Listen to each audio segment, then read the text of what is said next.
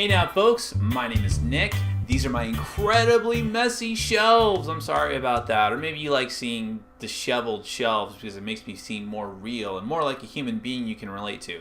Anyways, this is also Board Game Brawl, and this is your Kickstarter update for November 1st, 2013. Sorry it took so long to get this. There have been a lot of cool projects coming out, some not so cool projects, but still interesting nevertheless, and I want to tell you about them. Now, as always, I want to mention a few things. I am not actively endorsing any of these projects. If you think they're cool, then you should go and check them out, and you should always do your research for Kickstarter projects. If a company does not have a rule book up on their on their Kickstarter project page, do not back it. You need to see a rule book. You need to see those rules. You should beg, kick, scream, beg, and plead for game play videos. Everything you can. Be an informed consumer all the time, but especially when it comes to Kickstarter projects. And if you want to actually seek out and back any of these projects because you think they look cool, you need to go to Kickstarter.com, you need to go to Discover Projects, you need to go to Games, you need to go to Tabletop Gaming, and then go to See Popular Projects. Isn't that aggravating? I will say it over and over again, I hate the interface of Kickstarter. Also, you could just take a shot at typing in the names of all these games into their little search field on the top of the page, but sometimes even that doesn't work. I'm not going to actually put links to all the videos to all the different Kickstarter project pages in my video because it's just too long and I'm not trying to actively endorse any of these projects, but I just want to let you know what projects I think look cool and or interesting, or neither. I'm just mentioning them for the heck of it. But anyways, where do we start? Well, let's start with a game that I'm only mentioning because of my two cat-loving friends, Robbie and Kim, and that's the Call of Catu. This is actually a role-playing game. It does not take itself too seriously. It describes itself as a very rules-light role-playing game where you are all the cat heroes that need to stop Cthulhu and the other elder cat gods from destroying the world. I love the cover art, if that's any kind of indication. So if you're the type of person that loves doing sort of campy, off-the-wall RPGs that you can do in like one sitting, and if you're into cats, you should definitely check that out. So, in no particular order, let's talk about some of the real games that are out there. It's interesting. Let's talk about a game I don't like. And that's Two Rooms and a Boom. Now, Two Rooms and a Boom was sort of a print-and-play party game that sort of made its way around the convention circuit. The way that I found out about it is that my good friend Wes, who I play a lot of games with here at Board Game Brawl, really loved this game enough to print and play it, and we played it at a couple of our events. I personally didn't care for it, but a lot of people did, and it's very interesting, definitely. It's basically, it's another hidden role game. You're going to separate into two teams. One team is trying to blow up the president, and the president is one of the role cards, and you're trying to... And I say, if you're reviewing this video, this is all just a game. It's not real, okay? Do not come and arrest me in the dark of night. But anyways, the one team is trying to... The game is weird because literally it's in two rooms. One team is trying to send the bomb over to the room with the president's team, but no one knows who each other is. I don't know. I thought it was a little too chaotic and hectic and rules light, to use that term again in the same video, but other people love it. Wes loves it. What can I say? If you want to back it, go right ahead. They're going to make an official version now. That's from Tuesday Night Games, night with a K. Let's talk about Journey, Wrath of Demons. Now, Journey clearly is going off of the Kickstarter philosophy that miniatures make the game, but in this case, I think that the theme is really strong in this one. They didn't come right out and say it on the page, but Journey seems to be based... It's a cooperative game, and it seems to be based strictly off of the old Chinese mythology of the Journey to the West, I believe it's called. I think it's called a number of different things. About a Buddhist monk who sort of travels with an entourage of anthropomorphic gods, spirit beings, like the Monkey King. That was the very, very loose basis of Dragon Ball, by the way. But this seems to be a cooperative game based on that sort of mythos, and it definitely is beautiful. It is beautiful. I haven't gone over all the rules. It's very expensive, but if you're just one of those people that loves miniatures games on Kickstarter, you've probably already backed this because it's just that gorgeous. So that's Journey. That's from Marrow Productions. Now let's talk about a book. Yes, let's talk about a book. I don't often talk about that in any of my So aside from my Star Wars Edge of the Empire review, I don't often talk about books, but this is an interesting one. This is in the tabletop games section. It's called Board Games That Tell Stories. The reason why I think this is important of note, not just because it's a book in the board game section of Kickstarter, but because it's from Ignacy Trzewiczek. And I'm sorry, Ignacy, I know every American mispronounces your name, and I do apologize on behalf of all of us for that. But Ignacy is the designer of a lot of really interesting games through his, he's the head of Portal Games. He did Robinson Crusoe, which I just gushed about if you watch my review of that. And he's done Neuroshima Hex, which is a game I really need to try. There's a new edition coming out soon. And he also did a game I really need to try called Testament, which I mentioned in I believe I mentioned it in my Essence Spiel Top 10. But Ignacy's also a very, very, very nice guy. He was one of the few designers that actually commented on one of my videos and was very supportive and liked it a lot, the review of Robinson Crusoe. And he does a blog on Board Game Geek that it's like one of the most popular blogs where he talks about theme in games. And that's what this book is all about. I think it's already funded, and deservedly so. I really wish him a lot of luck with it because he's just a nice guy, and I'll probably be backing it myself because I'm interested. I'm interested in everything board games, and the guy has a good pedigree when it comes to blogging. So please do check that out. Now, Camp Grizzly. This is fairly new project to Kickstarter, and very interesting theme. It's another cooperative, it's a semi-cooperative game is what it bills itself as. Basically, it takes place at a summer camp where, like a slasher flick, basically, like Friday the 13th, where there's a serial killer stalking the grounds and trying to kill all the camp counselors and campers, and you're trying to work together to make sure that that doesn't happen. Now, I like the artwork on this. It's sort of, it's good quality cartoonish art, but sort of campy too, the style. I don't know, it's from Ameritrash Games, so they're definitely owning up to what type of game it is, but sort of unproven, who knows? It could just be an interesting premise with not very good gameplay mechanics, but if it interests you, you should check it out. Now let's talk about a game that how many times have I said let's talk about? Maybe I should stop doing that. Let's talk about saying not let's talk about anymore.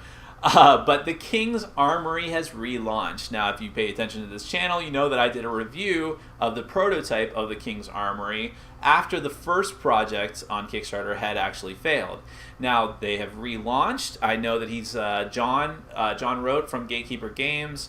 They have gone more than 50% of their funding at this point. John's a really nice guy. I do wish him luck with the project. If you watched my review, you know that it was a game that I liked. I think that the only things I didn't like about the game was that it just needed, I wanted to see the finished game because I think that it could be a really beautiful game given the theme and what it's all about, and based off of the new artwork and stuff that they have on the new Kickstarter page, I think that that's probably going to hold true. Really cool mechanic of a tower defense game.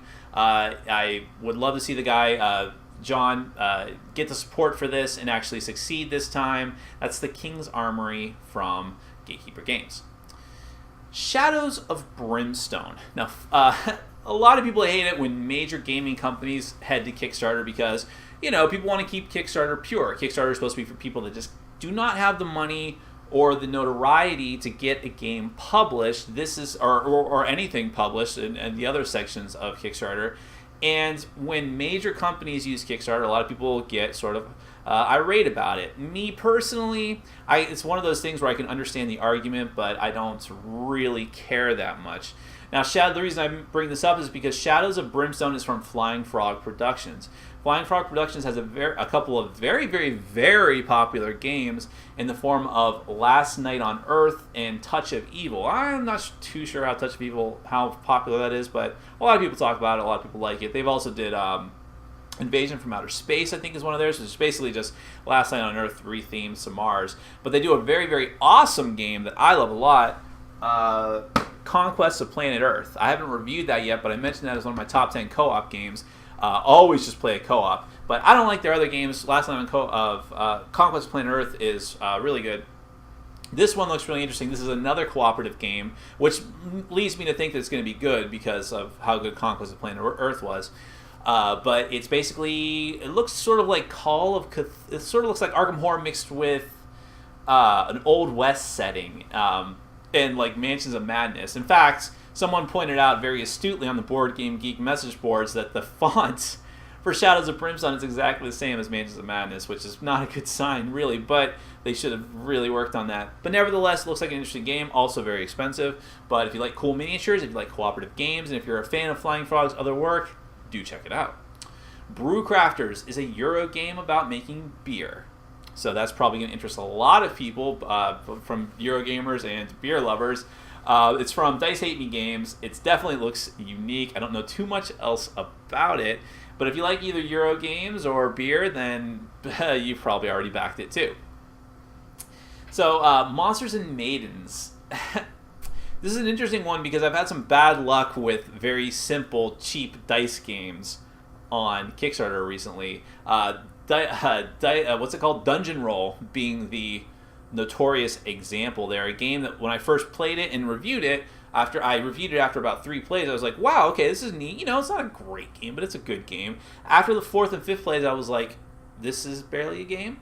And I'm kind of worried about that with Monsters and Maidens as well. It's just a dice-chucking game in the same sense of like King of Tokyo, and you're trying to rescue maidens and so on and so forth. Not a lot to the game, but some of the stretch goals seem pretty interesting. Looks like it's going to add more to it. It's very cheap, even for the deluxe edition, $25. What are you going to do? I don't know. I need to learn some more about it. Because Dungeon Roll felt like solitaire to me. And I don't mind solitaire games, but not when there's 4 other people just sitting there watching you, waiting for their turns. Hopefully Monsters and Maidens is not like that. Keep Running. This is from Sprocket Games. Sprocket Games is from Michael Fox. He does a podcast called The Little Metal Dog Show, and he also did another Kickstarter called Fox and Chicken, which I backed and I own. It's just a very fun, quirky, little more family-oriented version of Werewolf. Very fun. I like it. I like the artwork. And Keep Running seems to have the same kind of artwork. This time it's a competitive game. Well, Fox and Chicken is competitive too, but in this game you are all campers who are trying to run away from a bear. And it's basically a take that card game. You're trying to get your campers to run away by tripping up the other campers. It seems neat. It seems fun. Very light. Very cheap to pledge. So Michael Fox is a good guy. I see him a lot on Board Game Geek forums, so I hope that he does well. I want to see his company succeed. I like his podcast, so do check it out if you've got a little money to spare. And, well, let's end with the showstopper, and let's go with Run, Fight, or Die. Now, well, actually, I have to say that Run, Fight, or Die started off very strong and seems to have kind of faded in popularity as time has gone through the project. It is a game designed by Richard Launius. It's another zombie game. It's from 8th Summit Games. The two are the same makers of Agents of Smersh, by the way, and a couple other games, but designed by Richard Launius. And it's basically either competitive or it could be played cooperative. I think that's one of the stretch goals exclusive to the Kickstarter if you back it. But basically you have your own little player board, and you've got zombies that are coming down into different levels, and you have to decide whether you're going to run, fight, or die. And you're trying to earn victory points, so it's got, which is kind of interesting for a zombie game. Z-Pocalypse tried that whole victory point thing, and that did not turn out well. But this seems much simpler and much more fun, to me anyways. Have zombie games outlived their stay, or stayed too long, however you want to say that? Yes. And I can tell you that there's even more on the way. There's one particularly cool one on the way I can't really talk about yet. But I don't know. I am tentatively backing this one based on the fact that it's Richard Launius, who I'm a big fan of, and based on the fact that it just seems like a cool concept. But I gotta tell you, I'll say it again, Zombicide is really the only game that I need. I just got Zombicide Season 2, and I haven't even begun to explore all the new stuff that comes with that. And it really serves the purpose for me of what I want in a zombie game, which is just fast, frenetic, fun, tons of zombies on the board. Run, Fight, or Die looks like it's unique. I'm not entirely sure why the campaign slowed down so much, other than the fact that maybe a lot of people, the Richard Launius fans backed it, but then a lot of other people are just have zombie fatigue. So who knows? But it's got some cool miniatures for sure. You should check it out if you're into that or if you're into zombie games. Well, that's a lot of games. That's about all I was interested in on Kickstarter at this point in time. But there's a lot of other projects too. And maybe something I didn't mention interests you as opposed to me. Remember that underneath the tabletop game sections, there are a lot of RPG books. I'm not that into RPGs like I used to be, so I don't really feel like going through them and mentioning them. I don't even know most of the systems that they use anymore, like Savage Worlds. But do check those out if you're interested. There's a lot of other games that I don't mention that are kind of beneath my notice. But they do need support too, and maybe they have something about them that you like. So go to Kickstarter, check it out. Check out all the other Kickstarter projects too. Maybe you're into movies, or maybe you're into animated shorts. There's a cool, oh man, I should have mentioned this. There's a really cool Bubblegum Crisis Kickstarter project up now. Bubblegum Crisis is an awesome, I can't believe I'm talking about this, but there's an awesome anime that was one of the first anime that ever got me into anime back in like the early 90s. I think it came out in the 80s though. And they're doing a new Kickstarter for American or English Blu-ray compendium of the series, and it might even be able to include some of the other spin-off series like 80 Police and Bubblegum Crash. So really great. So I just figured I'd throw that in there since it is Kickstarter, and where else can I talk about it? But I love that series, and I hope that project does well. Anyways, I swear that's all I'm going to talk about for Kickstarter. My name is Nick. This is Board Game Brawl, reminding you to get out there and game every day and in every way. Take care.